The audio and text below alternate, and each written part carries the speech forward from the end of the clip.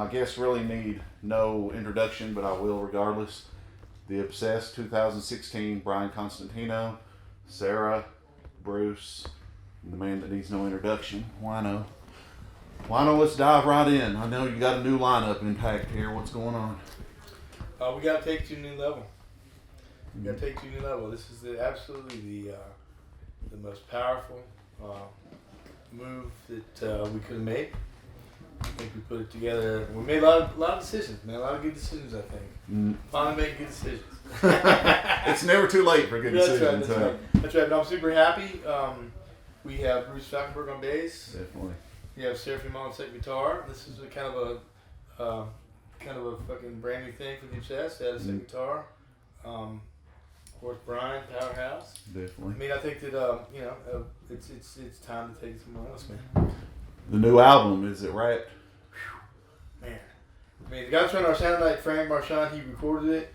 I can't speak enough praises about him. I mean, we've got a lot of studio experience. You know, Bruce ran the studio and did some recording of our bands in the day, Hidden Hand. He recorded Spirit Care and stuff. And man, I think that the knowledge we have here, and now with Frank at the helm, I think it's less fun. Yeah, it's incredible. Yeah. Can we got a release date yet, or are we shooting for any specific? I think that now it's going to be March. Okay. And man, I got to tell you, I'm like 100% really in this record. I mean, we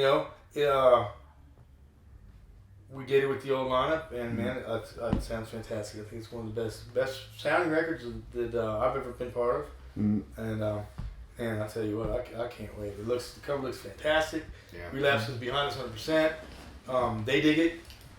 We dig it, man. It's on. Early hype I've heard about it says it's real good and everything, and I know the Punisher's work's usually top notch, so I imagine. Man, awesome. I mean, I'd say that he's got it going on. Man. It's serious. It sounds serious. It sounds. We kind of threw it on. We were listening to some Sirius XM of the Ozzy channel or whatever, and then about almost here when I was like, let's listen. We need to review a song. And they put on the mastered version, and it was just like. Blew us all back in our seats. Like, wow, okay, this it's is big and fat. great. We actually,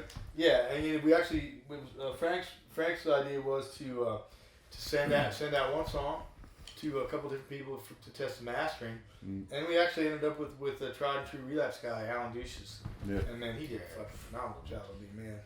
He tightened up, everything mastering is supposed to do. Tighten up the lows, got rid of that boomy stuff and just crisp highs, man. It's like. That's big though. Alan's been around for a long time, doing a lot of stuff for a lot of. And he was into it, and he was really into it. He wanted to do it. He heard the tune. He sends them back. Out of all the versions we heard, his was best hands down. And so so it was cool. There was a little bit of there was no doubt at all. The Church Within '93. So this is the first new official Obsessed album since '93, if I'm not mistaken. You're right. You're absolutely right. What can we expect with the new material? Well, the new record is with the old lineup. We're as a 3-piece. So I mean, man, God, I'll start sweating when I think about bringing this to the studio. Let's say you get live, it's going to be totally enhanced. I'm telling you, we're itching to write. I mean, we know, man, that we're striking the irons hot. I'm feeling like completely inspired. I think everybody else is too. I mean, we've got a couple new ideas in the can. Yep. Every time we sit down and jam, we get new ideas. I think that we should, he's itching to record us again. I'm pretty sure we'll be in recording some new stuff, but probably, and I'd say January. Yeah. Well, it may just be me, but I seem to notice somewhere there's like a fire back in your playing again. I don't know, it may just be me, but I don't know. I tell you, man, I made a few positive lifestyle changes, and I'm looking ahead, man. Touring plans. April, yeah. Full on U.S. Global, what? Full on U.S. I mean, we'll be doing the world. I mean, we're gonna fucking take care of our people here in the U.S. first. Yeah. Definitely. Probably Frank's will come with us. So, and my objective is to really up the game. I think what we're gonna do is we have a projectionist that's slated to come with us too. Really? Projection is really the way of the future. I mean, life's cool, but I don't know if you've seen any like Sabbath or anything like that lately. But to me, like unfortunately, like the projection saved the last Sabbath show that I saw. Well, I'm a big Neurosis fan. Neurosis has been Oh, using the imagery and projection for years. Absolutely. I mean, I think that what this guy's name is Tim Hex, and he is an LA guy that I met out in LA. And I mean, he's state of the art. And I happen to notice, like most of the clubs on this level, they have a projector and a screen here. And so I just want to take it to the new level. I want I want to get some production going. Production will never walk on the music, but only enhance the show. And I think that, if you give people more of a bang for the buck, man, I mean, the music always got to talk. The music does got to talk. Well, it sure sounds like it's all expanding and going in all kinds of good directions. I'm happy. I'm happy, man. I mean, this is like, to me, this is like where, my dream has always been like to look over and whoever I'm playing with be completely inspired. I'm getting that now. I believe it. Like I said, I've noticed, like even like at Maryland Doomfest, you scorched that freaking guitar on stage, man. It's something I hadn't seen in a long time. Thank you. Not saying that you hadn't. Yeah. This last Doomfest was there was a little bit more pressure going on in the first one. Needed more people. And there were some issues, like you stand up, we're trying to straighten out our issue in front of people, and sometimes you dig in, it calls you to dig in a little bit, Motivational. Yeah, you heard a vocal mic issue that. What's that? Vocal mic. Yeah, but nobody was there to help us. Nobody there to help us, So I'm leaning over, dig with the mic, and then fucking, what's his face has got his mic right at my ass. I was like, man, what are you doing? It's like, I don't know. It's gonna be crazy. You know what I mean? Well, let me ask you, how did Sarah and Bruce come on? Was it just instantaneous? They were the ones you just knew they were the fit, or what? Well, me and Sarah, obviously, let me just get clear. Me and Bruce known each other for a long time, obviously. Hidden and hand. we did the hidden hand, and I'm telling you, man, I missed it. I missed the technical. I missed the mental, and so we were younger.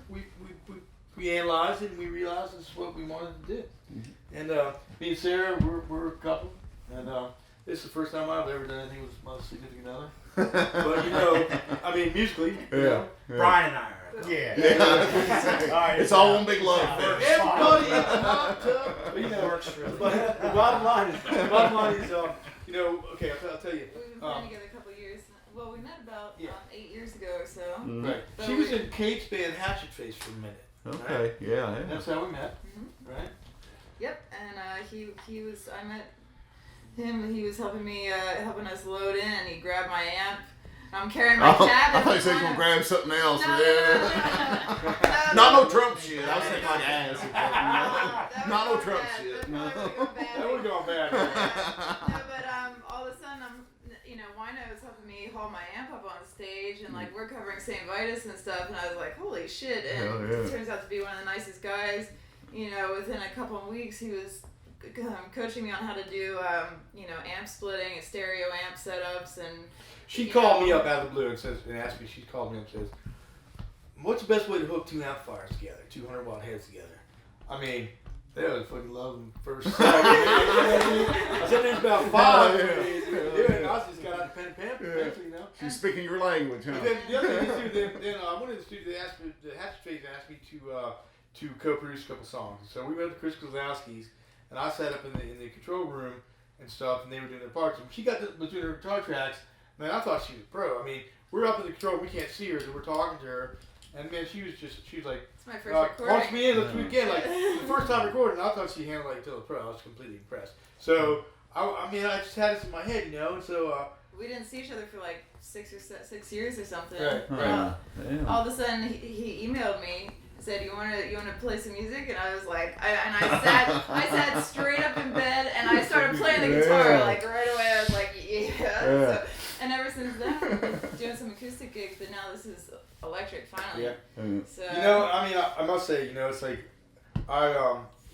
changing the Obsessed from Power Trio into a 4-piece, that was a pretty major step, And I'll tell you something right now, I don't give a fuck if nobody understands, because I fucking understand. That's all that counts. Listen to all the recordings. There's multiple guitars on the recordings. Yeah, There's always guitar going on behind and it. especially, there's always, that's right. I've always used the studio for what it's for, So they're always gonna lay, even though we were 3-piece, live. I always like to put down a fat rhythm, and that's what studio's for, man. Make the recording as good as you can for the listener, Yeah. And Okay. I have a chance to try to stretch that out on Yeah. stage. Well, my philosophy, of course, is to do it for yourself first and foremost. If other people like it, good. If not, Right. yeah. And that's the bottom line. But like I said before, I always felt like that I was given a gift, and I was given a gift, and I want to, I feel like we're carrying the torch, man. You too.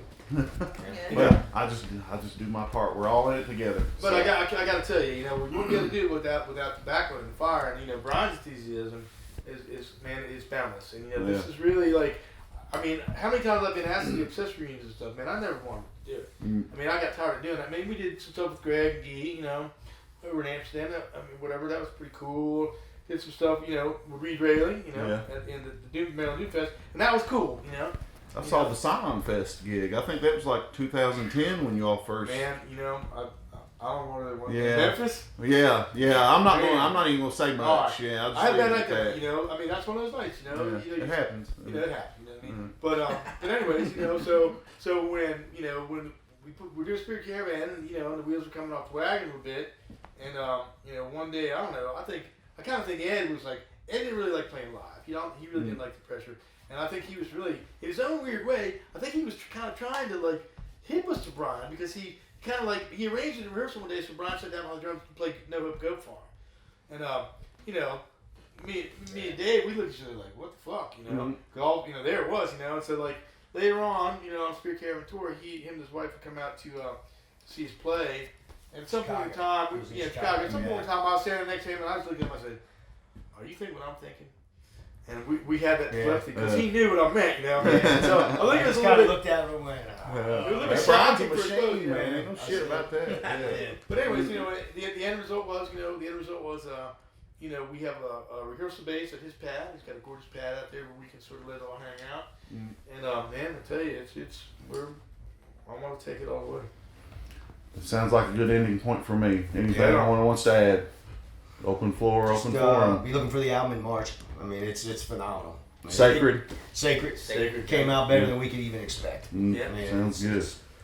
I think it's like 12, 14 songs. Well, it's going to come out on CD, single LP, and double LP as well. We recorded enough music, they wanted to release it on a gatefold. So, Hell but yeah. the LP and the CD will be the same tunes, and then the gatefold will have additional tunes on it. Seems like I read we get a cover or two on this You one. get a cover too. That's right. That's right. Yeah. I don't know if I should let the cat out of the bag. Nah, not yet. Nah, Hold keep them on. guessing. Keep them guessing. But they're Keep 'em good. guessing. Man. They're good. Hell yeah. Yeah, I expect no less. Yeah. So- I think that they're That's interesting it. covers, man. Thank you, Pat. Like you said, Hey. thank you very much. Yeah. Man. No problem. What you do, Anyway. man? What you Oh, do, man? it's all we're good, going, man. man. It's all good. My Yep. guests, Wino, Sarah, Bruce, Brian, The Obsessed, Sacred's out, Relapse record coming in March, tours, Buffalo. Get your asses out and see them.